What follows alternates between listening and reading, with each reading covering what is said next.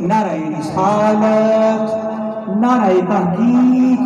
نعرہ حیدری، آستانہ عالیہ شرف الشریف، علماء اہل سنت،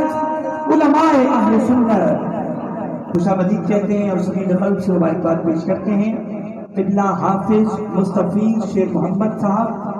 آستانہ عالیہ شرف الشریف سے آپ تشریف لائے۔ ہم سب کے دلوں کی دھڑکن، خطیب اہل سنت، ترجمان اہل سنت زینت منبر ہیں۔ بلا تاخیر قبلہ مفتی صاحب کے حکم پر مائک پیش کر رہا ہوں۔ آپ تھوڑا آگے کائنڈلی تشریف لے آئیں تاکہ بس کی ایک رونق بن جائے۔ تھوڑا آگے تشریف لے آئیں، جو بعد ازاں دوست آئیں گے وہ پھر شامل ہو جائیں گے۔ ماشاءاللہ ایک دفعہ ذرا استقبال کیجیے۔ نعرہ تکبیر، نعرہ رسالت، نعرہ تحقیق، نعرہ حیدری، نعرہ غوثیہ، نعرہ غوثیہ، تاجدار ختم نبوت، لبیک لبیک لبیک یا رسول اللہ، لبیک لبیک لبیک یا رسول اللہ، لبیک۔ ذوق کم ہے، ذرا محبت سے ایک دفعہ پھر لبیک لبیک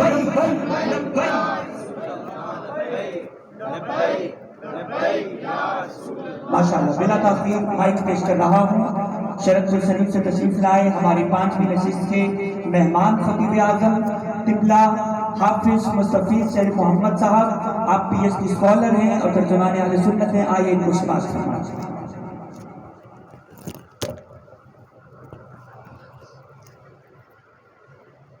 الحمد لله رب العالمين، والصلاة والسلام على سيد الأنبياء والمرسلين، أما بعد، فأعوذ بالله من الشيطان الرجيم، بسم الله الرحمن الرحيم، إنما يريد الله ليذهب عنكم الرجس أهل البيت لكم تطهيرا، صدق الله العظيم وصدق رسوله النبي الكريم الأمين، إن الله وملائكته يصلون على النبي يا أيها الذين آمنوا صلوا عليه وسلموا تسليما، الصلاة والسلام عليك يا سيدي يا رسول الله، وعلى آلك وأصحابك يا حبيب الله، الصلاة والسلام عليك يا سيدي يا رسول الله، وعلى آلك وأصحابك يا رحمة للعالمين، الصلاة والسلام عليك يا سيدي يا رسول الله، وعلى آلك وأصحابك يا محبوب رب العالمين، وأحسن منك لم تر قط عيني، وأجمل منك لم تلد النساء، خلقت مبرأ من كل عيب، كأنك قد خلقت كما تشاء، مولاي صل وسلم دائما أبدا على حبيبك خير الخلق كلهم، هو الحبيب الذي ترجى شفاعته لكل حول من الأحوال مقتحم، محمد سيد الكونين والثقلين والفريقين من عرب ومن أجم، شاہ است حسین بادشاہ است حسین، دی است حسین دی پناہ است حسین، سرداد نداد دست در دست یزید، حقا کے بنائے لا الہ است حسین۔ تمام تعریفیں حمد و ثنا اللہ وحدہ لا شریک کے لیے، جو اس کائنات کا خالق و مالک ہے، اور درود لامحدود آقا دو عالم احمد مجتبیٰ محمد مصطفیٰ صلی اللہ علیہ وسلم آپ کی ذات بابرکات پر اللہ تبارک و تعالی کا احسان عظیم ہے کہ اس نے ہم سب کو اپنے پیارے محبوب صلی اللہ علیہ وسلم آپ کا امتی بنایا۔ آج ہم سب لوگ امام علی مقام امام حسین رضی اللہ تعالی عنہ آپ کے ذکر پاک کی محفل سجا کر بیٹھے ہیں، اور آپ وہ ہستی ہیں کہ ہر سال محرم الحرام آتا ہے اور 10 دن آپ کا ذکر مبارک بالخصوص کیا جاتا ہے، اور وہی باتیں کم و بیش اور وہی واقعات بار بار سنائے جاتے ہیں۔ آپ کا سفر کرنا، اس سفر کی اہمیت، اس سفر میں کیا واقعات پیش آئے، تو انسان کے ذہن میں یہ سوال پیدا ہوتا ہے کہ ایک ہی بات کو بار بار کرنا، ایک ہی سفر کا ذکر بار بار کرنا، اس میں کیا حکمت ہے؟ اللہ تعالیٰ نے اپنے پیاروں کے ذکر کو بار بار کرنے کا کیوں کہا ہے؟ تو اللہ تعالیٰ نے اپنے پیاروں کے ذکر کو بار بار کرنے کا اس وجہ سے حکم عطا فرمایا ہے کہ اللہ کے پیاروں کا ذکر انسان کے ایمان کو تقویت عطا کرتا ہے۔ یہ وہ ہستیاں ہیں کہ جن کا ذکر کرنا اور جن کی زندگی کے واقعات کو بیان کرنا، یہ اللہ کی بارگاہ میں عبادت کے طور پر لکھا جاتا ہے۔ اور امام علی مقام تو وہ ہستی ہیں کہ دنیا میں بہت سے لوگ آئے اور آ کر چلے گئے، بہت سے لوگوں نے دین پر اپنی جانوں کو قربان کیا ہے، اور قیامت تک بہت سے لوگ آ کر دین کے نام پر اپنی جانوں کو قربان کریں گے، لیکن جتنے بھی لوگ دین کے نام پر غیرت میں آ کر اگر کوئی اقدام کریں، اگر اللہ کے دین کے لیے اپنی جان، مال اور اپنی زندگی کو قربان کریں، ان تمام کے امام امام علی مقام امام حسین رضی اللہ تعالیٰ عنہ، کیونکہ آپ کی زندگی یہ انسان کو حوصلہ اور ہمت دیتی ہے کہ اگر امام علی مقام جیسی ہستی اس دین کے لیے اپنی جان، اپنے گھرانے اور اپنے آرام و سکون، اپنے گھر، ہر چیز کو قربان کر سکتی ہے، تو ہم جیسے مسلمانوں کی جان کی دین کے سامنے کیا اہمیت ہے؟ تو امام علی مقام تمام اس دنیا کے حر افراد ان کے سردار ہیں، اور امام علی مقام تمام شہیدوں کے بھی سردار ہیں،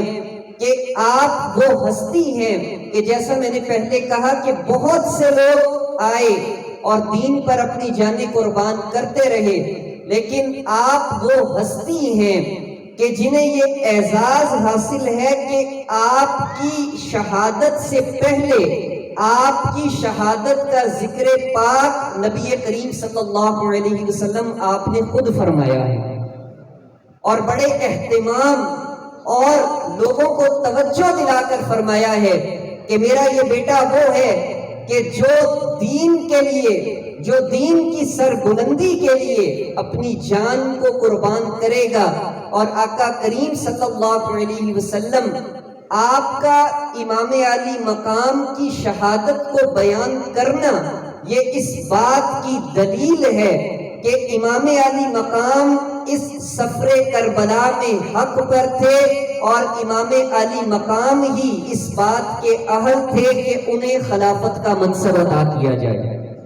یہ نبی کریم صلی اللہ علیہ وسلم آپ کی احادیث مبارکہ سے معلوم ہوتا ہے، امام علی مقام صرف اور صرف شہید ہی نہیں ہوئے اور انہوں نے وہ سفر ہی نہیں کیا، بلکہ آقا کریم صلی اللہ علیہ وسلم کے فرمان اور واضح فرمان اس بات کی دلیل ہے کہ امام عالی مقام کا یہ سفر کرنا حق تھا، اور آپ کا کربلا کی طرف جانا اور جا کر اللہ اور اس کے رسول کے دین کے علم کو بلند کرنا، یہ نبی کریم صلی اللہ علیہ وسلم کی بارگاہ میں بھی مقبول عمل تھا اور اللہ کی بارگاہ میں بھی مقبول عمل تھا۔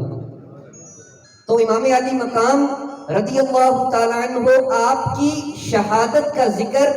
آقا کریم صلی اللہ علیہ وسلم آپ نے خود فرمایا، اور نہ صرف ذکر فرمایا بلکہ جب آپ کی ولادت پاک ہوئی اور آپ کو پتہ لگا کہ میری صاحبزادی کے ہاں بیٹے کی ولادت ہوئی ہے، نبی کریم صلی اللہ علیہ وسلم آپ تشریف لائے، اور تشریف لانے کے بعد آپ نے امام علی مقام کا نام خود رکھا اور خود تجویز فرمایا، اور آپ کی زندگی مبارک کے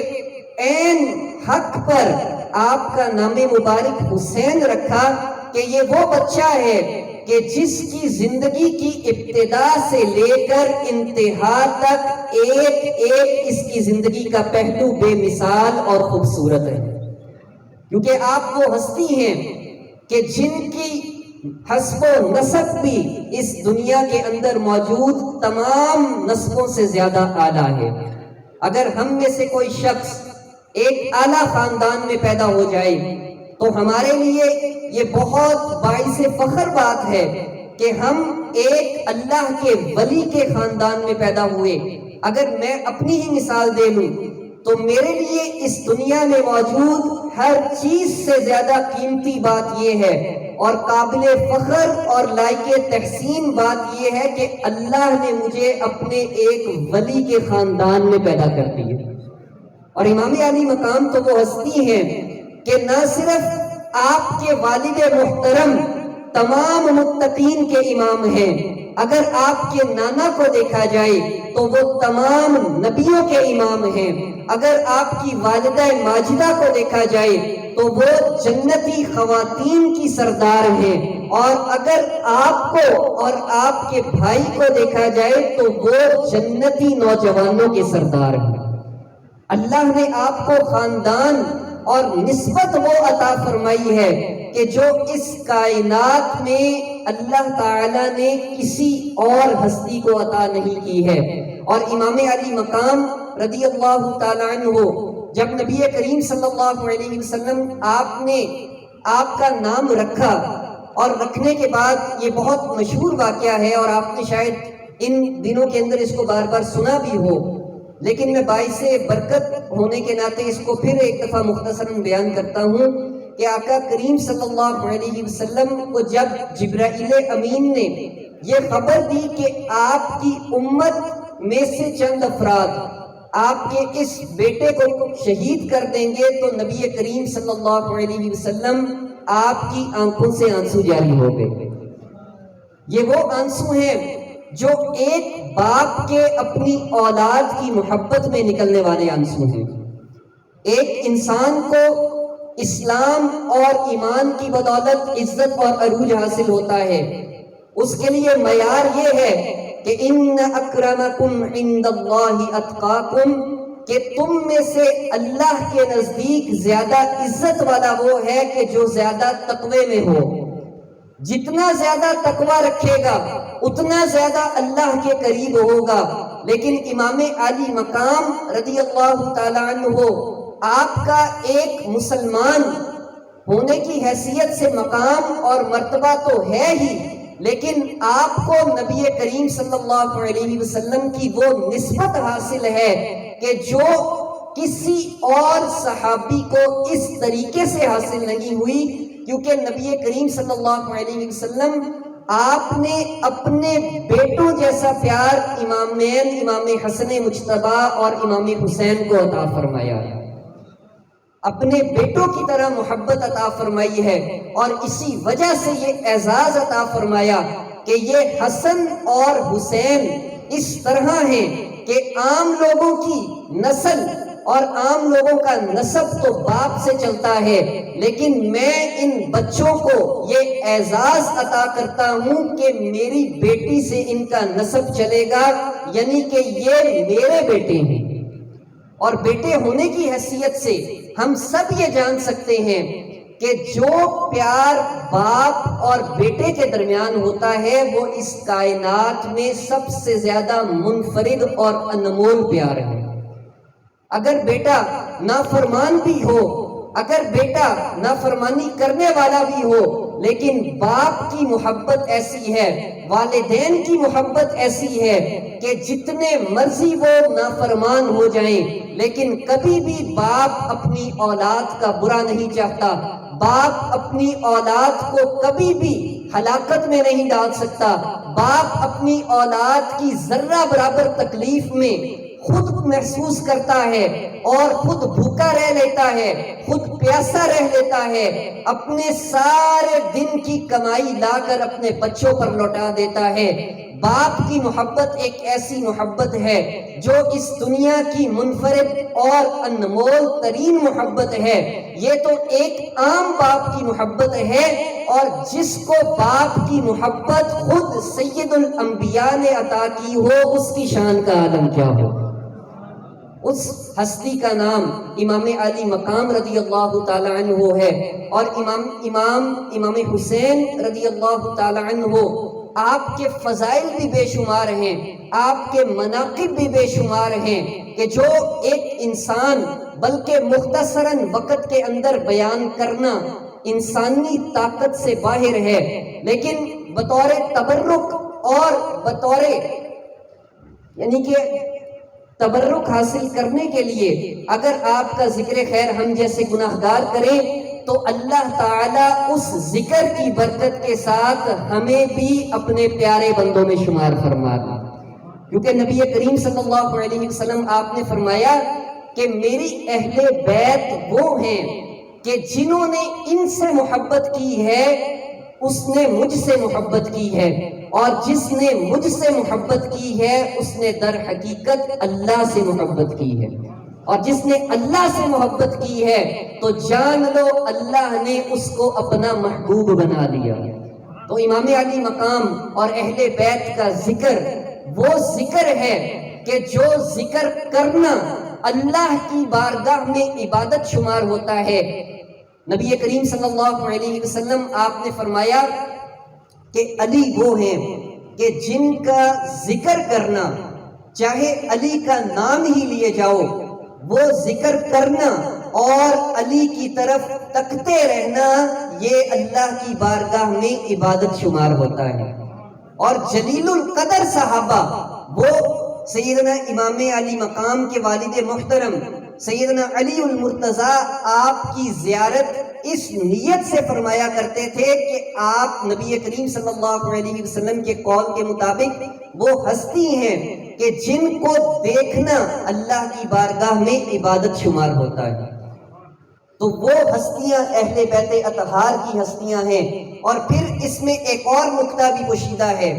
کہ اہل بیت اطہار کا ذکر کرو، کیونکہ یہ وہ ذکر ہے کہ ان کی زندگی کے جس پہلو پر بھی تم گفتگو کرو گے تمہیں ہدایت ہی ملے گی۔ آپ کی ولادت پاک سے لے کر، آپ کے بچپن سے لے کر، آپ کی جوانی سے لے کر آپ کے آخری وقت تک، آپ کی زندگی کے جس گوشے پر بھی نظر دوڑا دو آپ کو اللہ وحدہ لا شریک کی محبت ہی محبت ملے گی، آپ کو دین کی محبت ہی محبت ملے گی، اور ہر پہلو کے اندر اللہ تعالیٰ تمہارے لیے ہدایت کا سامان پیدا کر دیں گے۔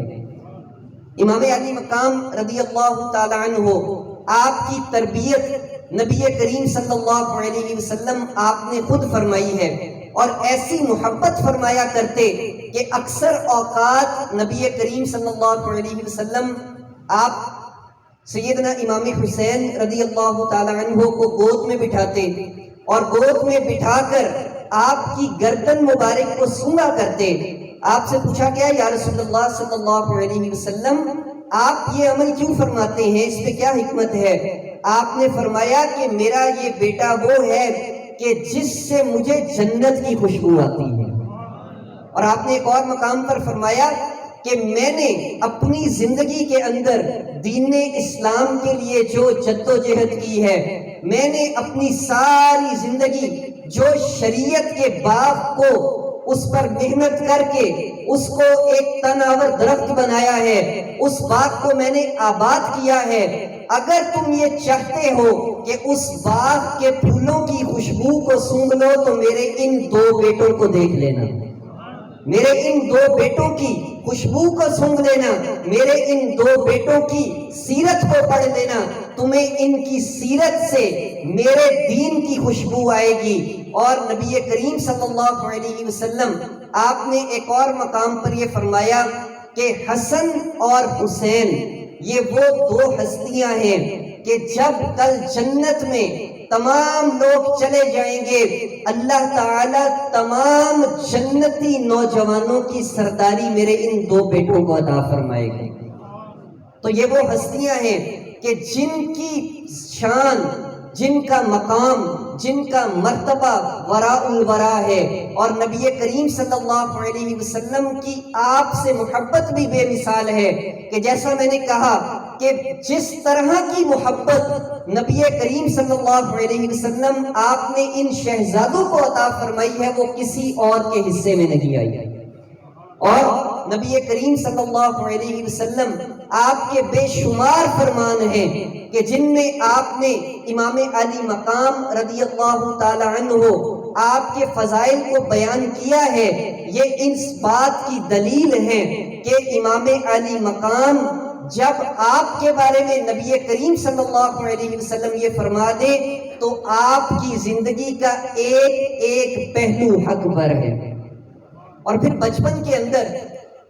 نبی کریم صلی اللہ علیہ وسلم آپ صحابہ بیان فرماتے ہیں کہ محبت کے ساتھ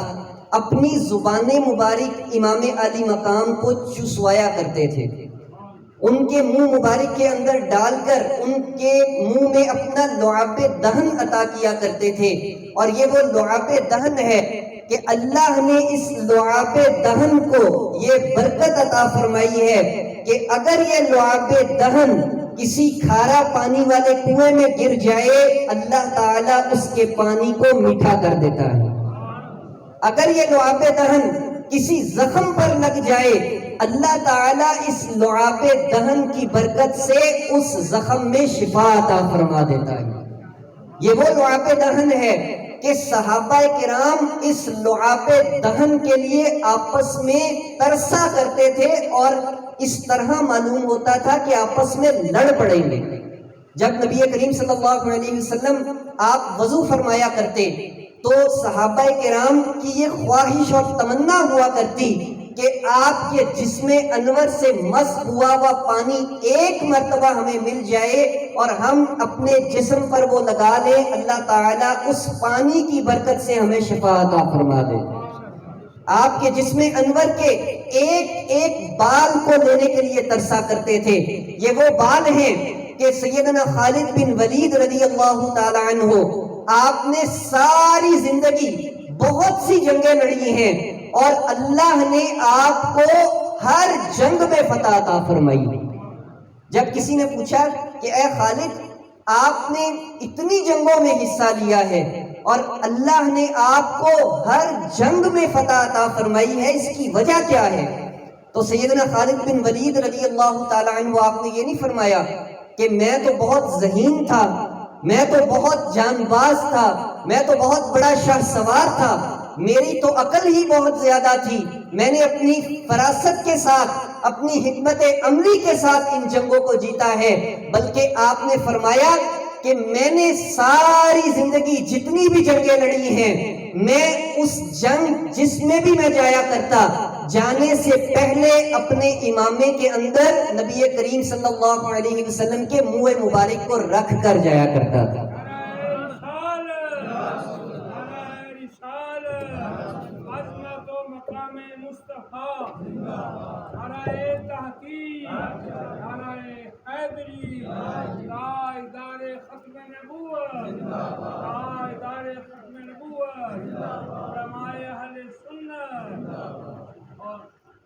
آقا کریم صلی اللہ علیہ وسلم کے ایک ایک منہ مبارک کے لیے صحابہ اس طرح آپس میں ایک دوسرے سے جدوجہد کیا کرتے تھے کہ وہ چیز ہمیں مل جائے. اور جب فتح مکہ کے موقع پر نبی کریم صلی اللہ علیہ وسلم آپ رستے کے اندر وضو فرما رہے ہیں تو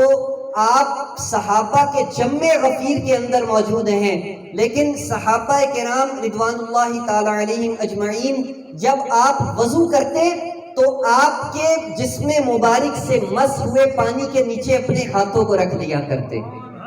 اور وہ پانی کو جمع کر کے اپنے جسم پر لگایا کرتے. یہ وہ تبرکات ہیں کہ جن کے لیے صحابہ کرام ترسا کرتے تھے. نبی کریم صلی اللہ علیہ وسلم آپ نے ایک مرتبہ سیدنا علی المرتضیٰ کو اپنا لعاب دہن عطا فرمایا. کسی نے سیدنا علی سے پوچھا کہ اے علی، آپ کے اندر یہ علم، یہ حکمت کس طرح آئی ہے؟ آپ نے فرمایا کہ جس دن سے مجھے نبی کریم صلی اللہ علیہ وسلم آپ نے لعاب دہن عطا فرمایا ہے، اللہ نے میرے سینے کو بھی کھول دیا ہے اور مجھے علم و حکمت بھی عطا فرما دی.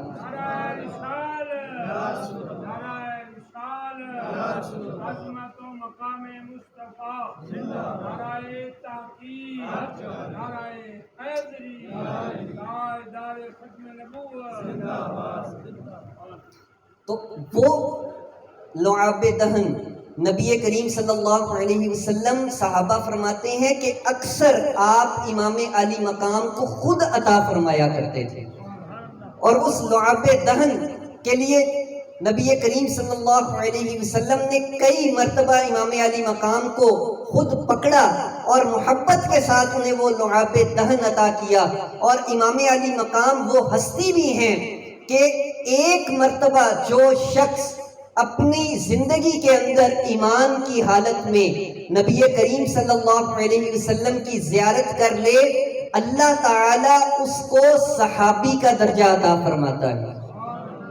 پھر چاہے وہ ایک لمحے کے لیے ہی دیکھ لے اور اس لمحے کے بعد ایمان کی حالت میں اس دنیا سے چلا جائے، اس صحابی کا مقام اور مرتبہ یہ ہے کہ اس دنیا کے سارے ولی بھی جمع ہو جائیں، اکٹھے ہو جائیں اور ساری زندگی عبادت کرتے رہیں، اس ایک صحابی کے قدم کے نیچے لگنے والی خاک کے برابر بھی نہیں ہو سکتے. تو امام علی مقام وہ ہستی ہیں کہ آپ نے جب آنکھ ہی کھولی ہے تو وہ نبی کریم صلی اللہ علیہ وسلم کی زیارت کے ساتھ کھولی ہے. اگر آپ نے اپنا بچپن گزارا ہے تو وہ آقا کریم صلی اللہ علیہ وسلم کی شفقت اور محبت کے اندر گزارا ہے. اگر آپ نے اپنی جوانی کو گزارا ہے تو امام علی مقام نے اپنی جوانی بھی نبی کریم صلی اللہ علیہ وسلم آپ کی تعلیمات کے مطابق گزاری ہے. اور اگر آپ نے اپنی زندگی کے آخری لمحے تک جو کام بھی کیا ہے وہ در حقیقت نبی کریم صلی اللہ علیہ وسلم کی سنت مطہرہ کے مطابق کیا ہے، اور جتنے بھی فیصلے آپ نے فرمائے ہیں وہ تمام کے تمام حق ہیں اور ان فیصلوں کو اللہ اور اس کے رسول کی تائید حاصل ہے. تو جب امام علی مقام رضی اللہ تعالی عنہ آپ بچپن سے جوانی کی طرف آپ آئے تو پھر آپ نے اس دور کے اندر نبی کریم صلی اللہ علیہ وسلم کے ظاہری وصال کے بعد سیدنا ابو بکر صدیق رضی اللہ تعالی عنہ آپ کے دور کو بھی پایا ہے. اس کے بعد سیدنا عمر فاروق رضی اللہ تعالی عنہ آپ کے دور مبارک کو بھی پایا ہے. سیدنا عثمان غنی رضی اللہ تعالی عنہ آپ کے دور کو بھی پایا ہے، اپنے والد گرامی کے دور کو بھی پایا ہے، اور اس کے بعد اپنے بڑے بھائی ان کے دور کو بھی پایا ہے. سیدنا امیر معاویہ رضی اللہ تعالی عنہ آپ کے دور کے اندر بھی دونوں امام موجود تھے، لیکن آپ نے کبھی بھی نہ خلفائے راشدین اور نہ ہی اس خلافت کے بعد سیدنا امیر معاویہ تک کسی بھی حکمران کے خلاف نہ تو علم بغاوت کو بلند کیا ہے، نہ ہی آپ نے یہ کہا ہے کہ یہ ان کی خلافت حق نہیں ہے، اور آپ کا یہ کہنا اور آپ کا یہ عمل کرنا اس بات کی دلیل ہے کہ تمام خلفائے راشدین آپ کی خلافت کو امامین اور اہل بیت اطہار حق سمجھتے تھے،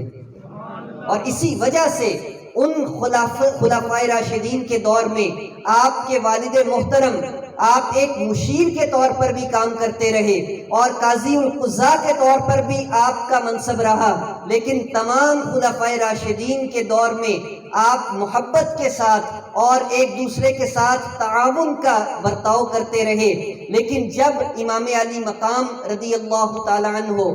آپ نے یہ دیکھا کہ وہ وقت آ رہا ہے کہ جس وقت کے اندر اس بات کا خدشہ موجود ہے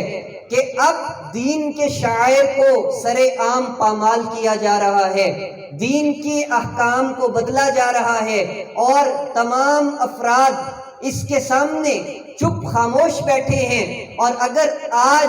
حسین جیسی ہستی کہ جس کے بارے میں نبی کریم صلی اللہ علیہ وسلم نے بشارتیں عطا فرمائی ہیں، اگر آج امام علی مقام اس کے سامنے کلمہ حق کو بلند نہیں کرتے،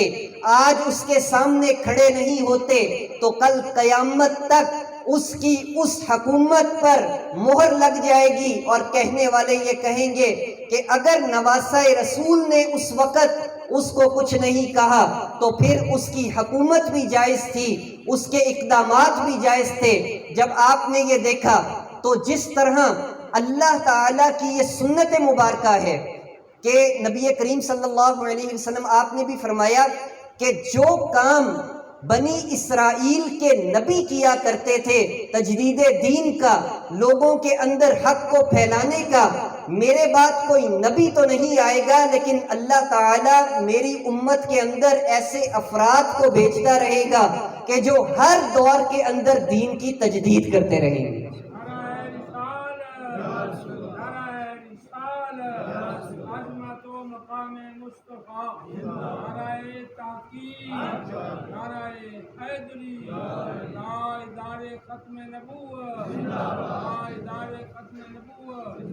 تو پھر امام علی مقام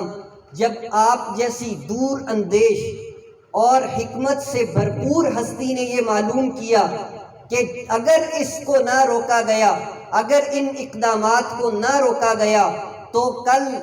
یہ دین کے تمام احکامات کو بھی بدل دے گا، یہ تمام کی تمام حلال چیزوں کو حرام کر دے گا، حرام کردہ دین کی چیزوں کو حلال کر دے گا۔ آپ نے جب یہ محسوس فرمایا تو پھر امام علی مقام آپ نے یہ فیصلہ فرمایا کہ اس کے مقابلے پر نکلنا اور لوگوں کو یہ بتانا کہ حق کیا ہے، سچ کیا ہے، حق کس طرف ہے، باطل کیا ہے، یہ میرا منصب ہے۔ اور آپ نے اپنے اس منصب کو اس خوبصورت طریقے سے انجام دیا کہ قیامت تک کے لیے امام علی مقام کا نام حق کی نشانی بن گیا اور یزید کا نام باطل کی نشانی بن گیا۔ آپ کا یہ نکلنا یہ صرف اور صرف ایک سفر نہیں تھا، بلکہ آپ کا سفر مدینہ سے کربلا یہ ایک تمثیل بن گیا کہ قیامت تک کے لیے لوگ امام علی مقام آپ کے نام کو حق کہیں گے اور یزید کے نام کو باطل سے موسوم کریں گے، اور امام علی مقام رضی اللہ تعالی عنہ آپ کی ہستی کو اللہ تعالیٰ نے قیامت تک کے لیے جتنے بھی مجددین آئیں گے ان تمام مجددین کا امام بنا دیا۔ تو امام علی مقام رضی اللہ تعالیٰ عنہ جب آپ نے اس سفر کو کرنے کا ارادہ فرمایا تو سب سے پہلی بات جو آپ نے مدینہ طیبہ سے نکلتے وقت فرمائی وہ آپ نے فرمایا کہ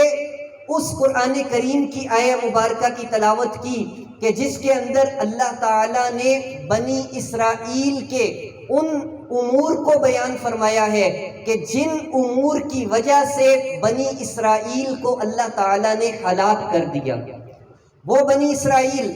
کہ جن پر اللہ تعالیٰ نے بے شمار انعامات کیے، ان کے بارے میں یہ فرمایا کہ یہ وہ بنی اسرائیل تھے کہ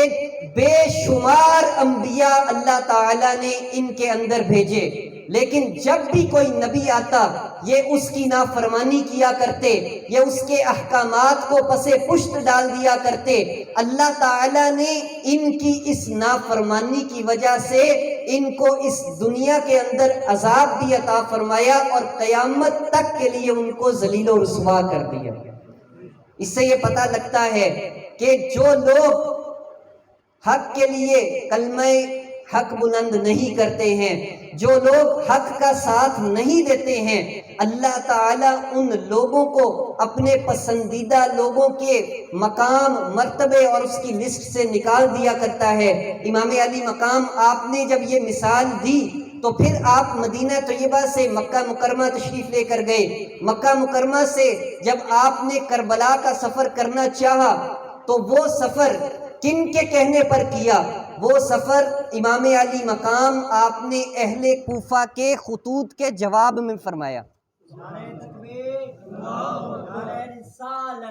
اہل کوفہ نے بے شمار خط لکھے ہیں اور ان خطوط کے اندر یہ کہا ہے کہ امام آپ کوفہ میں تشریف لے کر آئیں، کوفہ میں آ کر آپ ہماری امامت کریں اور ہماری رہنمائی فرمائیں۔ ہم یزید کی حکومت کو نہیں مانتے، ہم یزید کو خلیفہ برحق نہیں مانتے، آپ تشریف لے کر آئیں۔ جب ان کے خطوط پہنچے تو امام علی مقام رضی اللہ تعالی عنہ نے جب خطوط پڑھے،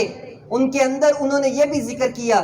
کہ اگر آج آپ یزید کے خلاف کلمہ حق بلند نہیں کرتے ہیں تو کل ہم آپ کے نانا سے ان کی بارگاہ میں یہ شکایت کریں گے کہ ہم نے امام علی مقام کو اس بات کی دعوت دی تھی کہ آپ تشریف لائیں، آپ آ کر ہماری امامت کریں، لیکن آپ ہماری امامت کے لیے تشریف نہیں لے کر آئے۔ جب امام علی مقام نے وہ خطوط پڑھے، خطوط پڑھنے کے بعد آپ نے اپنے چچا زاد بھائی امام مسلم بن عقیل رضی اللہ تعالی عنہ آپ کو حالات کو معلوم کرنے کے لیے بھیج دیا۔ آپ نے فرمایا کہ آپ حالات معلوم کریں، اگر حالات سازگار ہیں، اگر وہاں پر لوگ واقعتاً ہی میری بیعت کے لیے تیار ہیں تو آپ مجھے بتا دیجئے گا۔ امام مسلم بن عقیل رضی اللہ تعالی عنہ آپ جب تشریف لے کر گئے تو آپ نے وہاں پر جا کر دیکھا کہ لوگ جوک در جوک آپ کے پاس آئے، آنے کے بعد یہ کہنے لگے کہ ہم آپ کے ہاتھ پر بیعت کرتے ہیں۔ بعض روایات کے اندر 18,000 لوگوں نے آپ کی بیعت کی ہے، اور بیعت کرنے کے بعد جب آپ کو یہ معلوم ہوا کہ حالات سازگار ہیں تو امام علی مقام کو آپ نے پیغام بھیجا کہ آپ تشریف لے آئیے۔ جب امام مکہ مکرمہ سے نکلے ہیں، نکلنے کے بعد یزید نے وہاں پر اپنے ایک ظالم اور جابر گورنر کو بھیجا جس کا نام عبید اللہ تھا۔ جب وہ وہاں پر آیا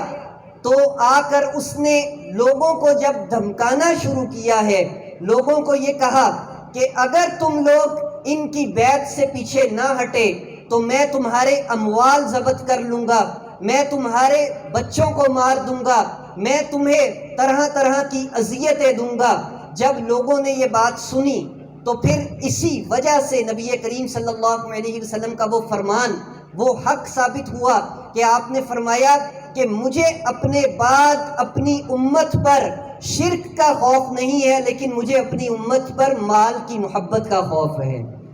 کہ یہ مال کی محبت میں اس طرح مبتلا ہو جائیں گے کہ دین کے احکامات کو مال پر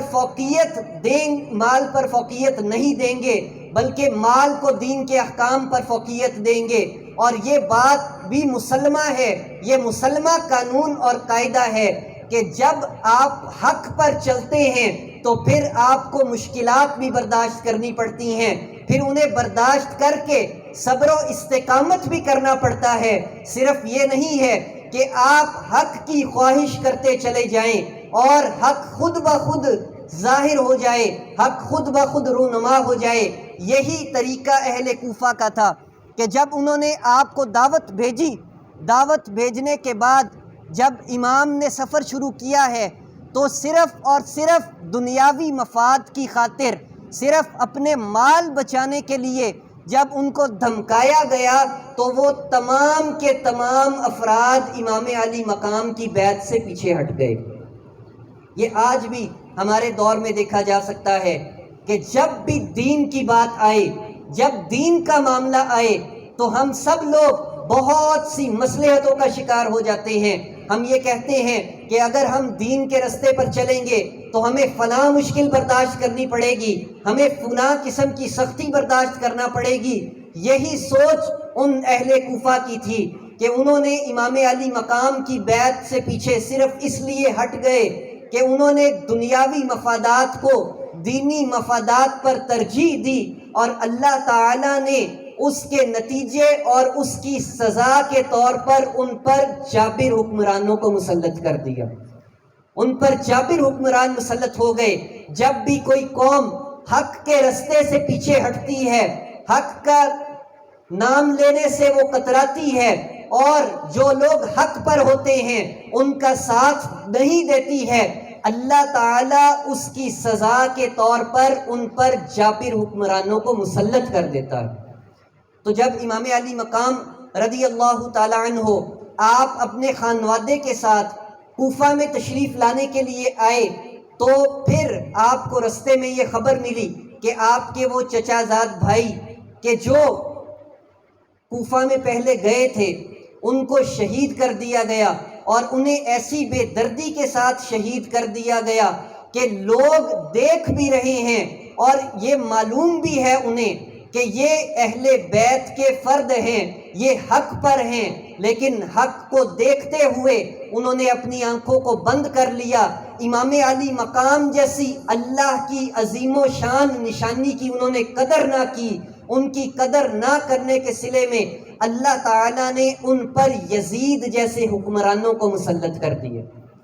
تو امام علی مقام کا یہ سفر اس بات کا بھی سبق دیتا ہے کہ اے مسلمانوں، اپنے حکمران ایسے چنو کہ جو نیک ہوں۔ اگر تمہارے حکمران نیک ہوں گے تو پھر وہ تمہارے معاشرے کے اندر ایسے احکامات کو نافذ کریں گے کہ جن سے تمہاری زندگیوں میں دین پر عمل کرنا آسان ہو جائے گا۔ لیکن اگر تم اور تمہارے جاننے والے لوگ اپنے لیے اپنے حکمرانوں کا معیار یہ رکھو گے کہ ان سے دنیاوی مفادات کتنے حاصل کر سکتے ہیں، آج کے دور میں اگر دیکھا جائے تو ان سے تھانے کے کام کتنے کروائے جا سکتے ہیں، اگر آج بھی ہم دیکھیں تو ہمارا یہی حال ہے کہ ہم خواہش تو حق کی کرتے ہیں، ہم دین کے نام لیوا بھی ہیں، ہم یہ کہتے ہیں کہ شریعت نافذ ہونی چاہیے، لیکن جب ہمیں اپنے حکمرانوں کے چناؤ کا موقع دیا جائے، جب وہ وقت آئے تو ہم دین کی بجائے یہ دیکھتے ہیں کہ ہمارے لیے دنیاوی مفادات کا باعث کون بنے گا، ہمارے لیے دنیاوی کام کون کرے گا۔ یہ وہی ریت اور روایت ہے، یہ انہی لوگوں کی سوچ تھی کہ تب بھی وہ یہ جانتے تھے کہ امام علی مقام نواسہ رسول ہیں، وہ یہ جانتے تھے کہ یہ حق پر ہیں، لیکن اپنے چھوٹے چھوٹے مفادات کی خاطر انہوں نے امام علی مقام کی قدر نہ کی۔ اور امام علی مقام آپ وہ ہستی ہیں کہ اس سفر کے دوران ایک مسلمان کے اندر جتنے بھی اچھے اوصاف پائے جاتے ہیں ان کا اعلیٰ ترین نمونہ امام علی مقام نے اس سفر کے دوران پیش کیا۔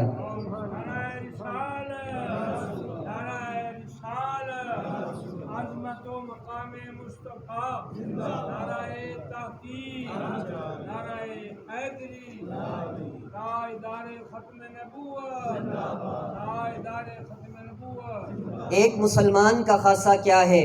کہ جب اس پر تکلیف آئے تو وہ اللہ کی بارگاہ میں صبر کرے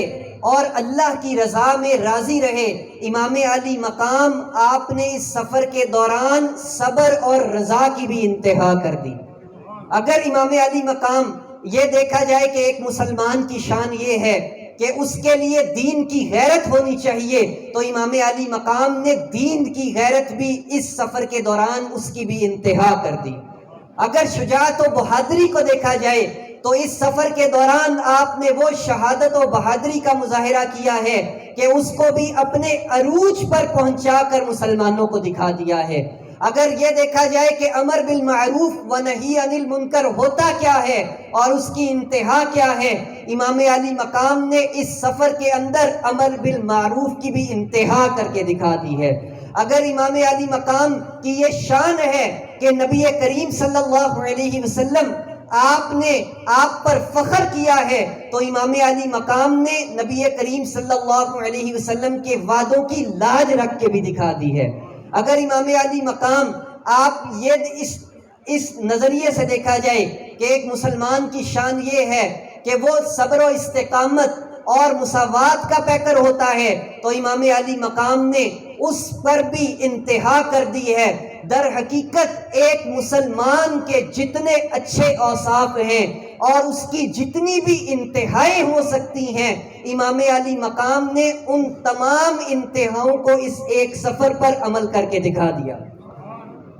یہ امام علی مقام کا وہ عظیم و شان سفر ہے کہ جس کے اندر ایک طرف نواسۂ رسول ہیں، ایک طرف وہ ہستی ہیں کہ جن کے انجام کے بارے میں، جن کے جنت کے اندر مقام کے بارے میں خود نبی کریم صلی اللہ علیہ وسلم یہ فرمائیں کہ یہ جنتی نوجوانوں کے سردار ہیں۔ ایک طرف وہ ہیں اور ایک طرف جب بھی اس دنیا کے اندر چاہے اسلام کے 1400 سال ہوں، چاہے اس سے پہلے جب سے اس دنیا وجود میں آئی ہے،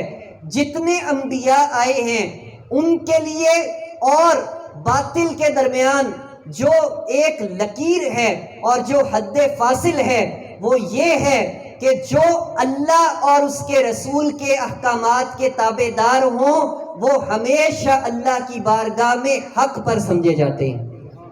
اور جو لوگ اللہ اور اس کے رسول کے نافرمان ہو وہ ہمیشہ باطل پر سمجھے جاتے ہیں۔ اور یہ سلسلہ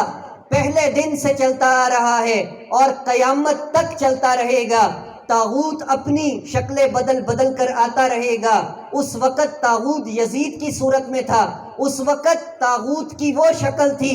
آج طاغوت کی صورت اور ہے۔ آج طاغوت کی صورت یہ ہے کہ جس کی وجہ سے آج ہم سب لوگ گناہوں میں مبتلا ہیں۔ آج کے طاغوت کو بھی ہمیں سمجھنا چاہیے۔ آج ہمارے لیے طاغوت یہ ہے کہ ہمیں دین کی تعلیم سے دور کر دیا گیا ہے۔ آج ہمارے لیے طاغوت یہ ہے کہ ہمارے لیے بچوں کے لیے مہنگے سکولوں میں پڑھنا تو ہمیں گوارا ہے، ان کی مہنگی فیسیں دینا گوارا ہے، لیکن ایک مدرسے کے اندر پڑھانا اور دین کی تعلیم دینا اس کے لیے نہ ہمارے پاس وقت ہے نہ ہمارے بچوں کے پاس وقت ہے۔ آج طاغوت کی صورت یہ ہے کہ جو موبائل کی صورت میں اس کا ایک استعمال کرنا وہ تو منع نہیں ہے، لیکن اس کا وہ استعمال کہ جس سے لوگ گمراہ ہو رہے ہیں، جس سے لوگ عریانی اور فحاشی کی طرف جا رہے ہیں، یہ آج کے طاغوت کی صورتیں ہیں۔ اور جیسے جیسے وقت بدلتا رہتا ہے طاغوت کی شکلیں بھی بدلتی رہتی ہیں، لیکن اللہ تعالی ہر زمانے کے اندر اپنے مجدد اور ہر زمانے کے اندر اپنے اولیاء اللہ کو اس کے مقابلے کے لیے بھیجتا رہتا ہے، لیکن اس کے لیے معیار یہ ہے کہ جتنے بھی نبیوں کا اللہ تعالیٰ نے قرآن کریم میں ذکر فرمایا، ایک طرف اللہ کے نبی ہیں، ایک طرف ان کے مخالفین ہیں، لیکن ان تمام کے لیے معیار ایک ہی ہے کہ جو اللہ کے تابع دار ہوں، جو اللہ اور اس کے رسول کی شریعت پر عمل کرنے والے ہوں، وہ حق پر ہوا کرتے ہیں۔ تو آپ اس سفر کے دوران بھی دیکھیے کہ ایک طرف تو وہ ہستی ہیں کہ جن کو نبی کریم صلی اللہ علیہ وسلم آپ نے اپنا لعب دہن عطا کیا ہے، جن کا نام مبارک حسین خود رکھا ہے، جن کا بچپن نبی کریم صلی اللہ علیہ وسلم آپ کی گود میں گزرا ہے، اور ایک طرف وہ شخص ہے کہ جس کا عمل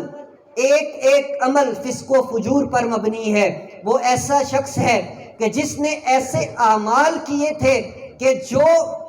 اسلامی دنیا کی تاریخ میں اس سے پہلے کسی نے انجام نہیں دیے۔ یہ وہی شخص تھا کہ جس نے مکہ مکرمہ کے اوپر بھی حملہ کیا، مدینہ طیبہ کے اوپر بھی حملہ کیا، وہاں پر بہت سے ظلم و ستم کیے ہیں۔ تو اس سفر کے دوران امام علی مقام ایک طرف ہیں اور آپ کی سیرت اور کردار کا اعلیٰ نمونہ ایک طرف ہے کہ اگر آپ پر پانی تک کو بند کر دیا گیا ہے تو آپ نے اس وقت بھی اپنے اخلاق میں کوئی کمی نہیں فرمائی، نہ اپنے کردار کے کسی بھی گوشے کے اندر کوئی لچک دکھائی ہے، نہ اپنی ذات کے لیے غصہ کیا ہے، بلکہ جس جس موقع پر امام علی مقام رکے ہیں اور آپ نے خطبہ دیا ہے وہاں پر صرف اور صرف اللہ کے قرآن کی آیات کو ہی بیان کیا ہے۔ یہ امام علی مقام کا وہ عظیم و شان سفر ہے کہ جس کا انجام ایک بہت ہی دردناک اور بھیانک سانحے کی صورت میں ہوا۔ امام علی مقام رضی اللہ تعالی عنہ، آپ کا یہ ذکر کرنا، اس کا مقصد عظیم کیا ہے، ہم اس سے کیا سیکھ سکتے ہیں، ہمارے لیے اس کے اندر کون سی تعلیمات ہیں؟ اصل بات یہ ہے کہ ہم اس سے کیا لے سکتے ہیں۔ ہم اس سے یہ لے سکتے ہیں کہ جب بھی اللہ اور اس کے رسول کے دین پر حملہ ہو تو مسلمان کا شیوا یہ ہونا چاہیے کہ اسے اگر اپنی جان، مال، اولاد بھی قربان کرنی پڑے تو وہ اس سے بھی دریغ نہ کرے، وہ اللہ کے دین کی سربلندی کے لیے نکلے۔ اور اس کے اندر سبق یہ موجود ہے کہ ہم نبی کریم صلی اللہ علیہ وسلم آپ سے سچی اور پکی اور لازوال محبت کریں اور کسی شرط اور کسی طمع کے بغیر محبت کریں، یہی اس دنیا میں کامیابی کا راز ہے۔ اور اس کے اندر یہ بات بھی موجود ہے کہ مسلمان کا شیوا یہ ہے کہ مسلمان وہ ہوتا ہے کہ اگر اس پر تکلیف آ جائے تو وہ تکلیف کو برداشت کرتا ہے اور اس پر صبر کرتا ہے اور اللہ کی رضا میں راضی رہتا ہے۔ اور اگر اس کے ساتھ کوئی شخص برائی بھی کر لے تو ایک کامل مسلمان کی نشانی یہ ہے کہ وہ اپنے اعلیٰ اخلاق کو اسی طرح قائم رکھتا ہے، وہ اسی طرح احسان کا رویہ رکھتا ہے، وہ کسی کے ساتھ زیادتی نہیں کرتا ہے۔ امام علی مقام رضی اللہ تعالی عنہ، آپ کا یہ سفر کربلا ہم سب کے لیے ایک بہت بڑا نمونہ حیات بھی ہے اور ہمارے لیے اس کے اندر بہت سے اسباق بھی موجود ہیں۔ اگر ہم اس سے سیکھنا چاہتے ہیں تو وہ یہ ہے کہ دین کی سربلندی کے لیے امر بالمعروف و نہی عن المنکر کیا کس طرح جاتا ہے۔ اگر ہمارے لیے اس کے اندر سبق موجود ہے تو وہ یہ ہے کہ عہد کا وفا کس طرح کیا جاتا ہے، وعدے کی پاسداری کس طرح کی جاتی ہے۔ اگر ہمارے لیے اس کے اندر سبق موجود ہے تو وہ یہ ہے کہ مسلمان وہ ہے کہ اگر اس کی جان بھی چلی جائے لیکن اس کے ہاتھ سے دوسرے مسلمانوں کو کوئی تکلیف اور ضرر نہیں پہنچتا ہے۔ یہ ہمارے لیے اس واقعہ کربلا کے اسباق ہیں۔ اور اس کا انجام آپ دیکھیے کہ ظاہری طور پر ہمیشہ حق غالب نظر نہیں آتا ہے، کبھی کبھی ایسا بھی ہوتا ہے کہ ظاہری طور پر یہ لگتا ہے ہم جیسوں کو کہ جیسے حق دب گیا ہے، جیسے حق جو ہے وہ غالب نہیں آ رہا بلکہ باطل غالب آ رہا ہے۔ لیکن اللہ کے وعدے کے مطابق اللہ کی حکمت اور مشیت یہ ہے کہ جو لوگ ان کے رستے پر چلتے ہیں اللہ تعالیٰ ان کے نام اور ان کی عزت کو قیامت تک کے لیے بلند فرما دیتا ہے۔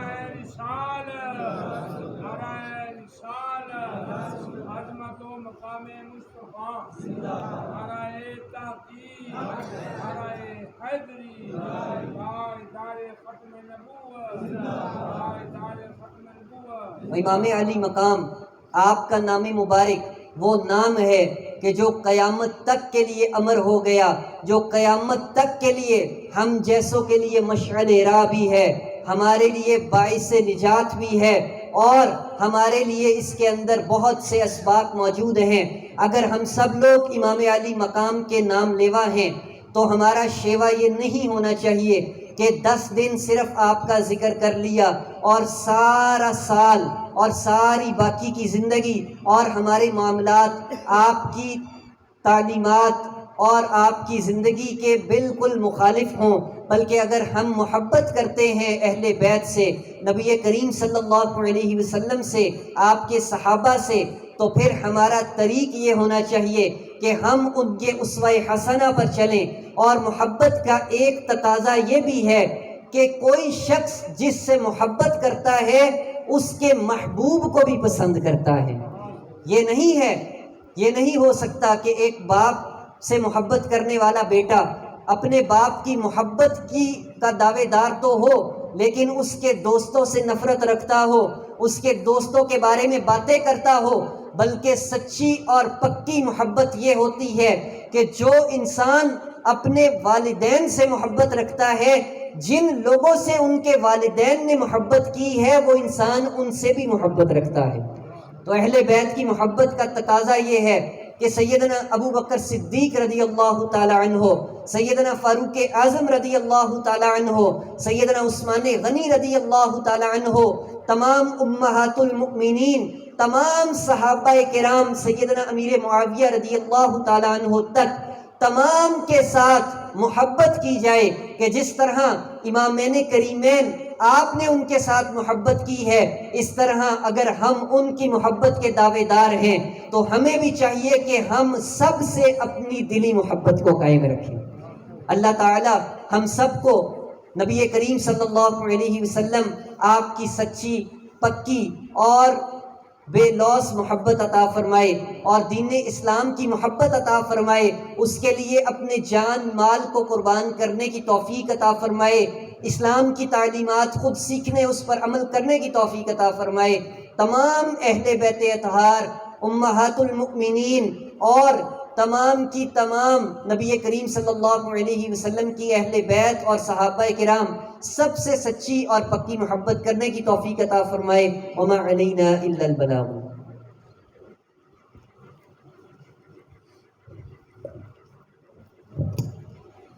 رحمت پہ لاکھوں صلاۃ